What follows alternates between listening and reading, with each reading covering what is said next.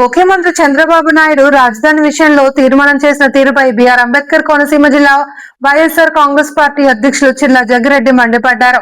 Ravulapalem camp కార్యాలయంలో ఆయన మాట్లాడుతూ రాజధాని పేరుతో కూటమి ప్రభుత్వం అతిపెద్ద స్కామ్ చేస్తోంది అని ఆరోపించారు. పాత రైతులకు న్యాయం చేయకుండా కొత్త రైతులను బాగు చేయడానికి చంద్రబాబు ప్రయత్నిస్తున్నారు అని ఎద్దేవా చేశారు. అలాగే 2014 నుండి 2019 మధ్యలో చంద్రబాబు సీఎంగా ఉండగా అమరావతిని రాజధానిగా తీర్మానం ఎందుకు చేయలేదని ప్రశ్నించారు. ఉద్దేశాన్ని మాత్రం వెలికి తీయాల్సినటువంటి బాధ్యత వైఎస్ఆర్ కాంగ్రెస్ పార్టీ పైన ఉంది. ప్రజల పక్షాన నిలబడాల్సినటువంటి బాధ్యత ఉంది కనుక మరి ఒక సమావేశాన్ని వేసి ఈ యొక్క 4 విషయాలు మీ అందరికీ తెలియజేస్తున్నాం.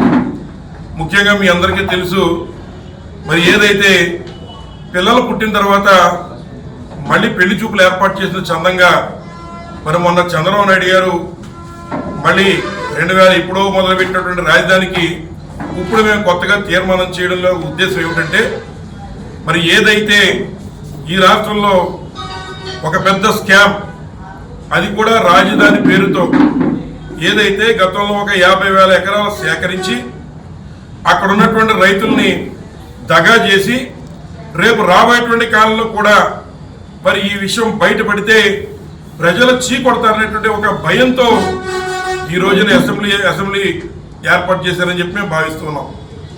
ఎందుకు ఈ మాట చెప్తూ ఉన్నామంటే, మరి మీ అందరికీ కూడా తెలుసు 2014 నుంచి 19 వరకు ఆయన అధికారంలో ఉన్నారు.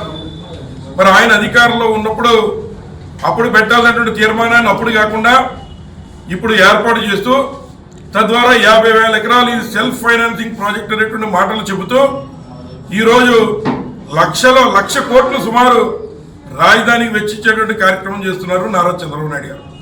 సరే 1,00,000 కోట్లు పెట్టి కడుతున్నా కూడా అందులో మళ్ళీ అవినీతి లేకుండా చేయబోయే బాబు అంటే అవినీతి ప్రతి అంగుళంలో కూడా మరి ఉందని చెప్పి సందర్భంగా మీకు మనవి చేస్తున్నాం.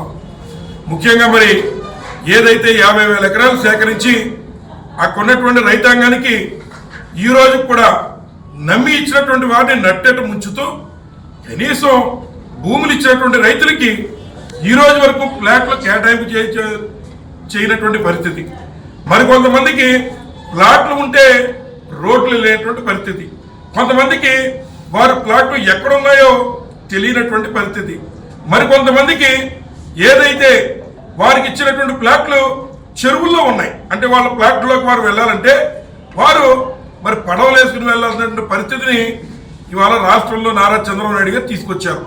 ఈ రకంగా ఉన్నటువంటి రాజధాని రైతుల్ని ఘోరంగా మోసం చేస్తూ అవమానిస్తూ ఇబ్బంది పెడుతూ మళ్ళీ కొత్త పన్నాగం, అదేమిటంటే ఈ యొక్క ప్రపంచంలోనే లోకేష్ గారిని అత్యంత ధనవంతులు చేయడం కోసం, కమిషన్ల కక్కుర్తి కోసం ఇవాళ మళ్ళీ ఇంకొక 50,000 ఎకరాలు నేను పూలింగ్ ద్వారా తీసుకుంటాను అని చెప్పి నారా చంద్రబాబు నాయుడు గారు చెప్తున్నారు.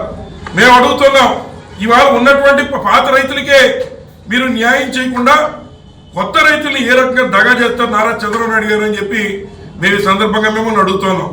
అలాగే మీరు మొన్న అసెంబ్లీలో ప్రత్యేకమైన సమావేశం పెట్టారు కదా, ప్రొసీజర్ ప్రకారం ఉభయ సభల్ని గౌరవించి మరి మండలిని కూడా సమావేశపరచాల్సినటువంటి బాధ్యత మీకు లేదా నారా చంద్రబాబు నాయుడు గారు అని చెప్పి ఈ సందర్భంగా మేము అడుగుతున్నాం.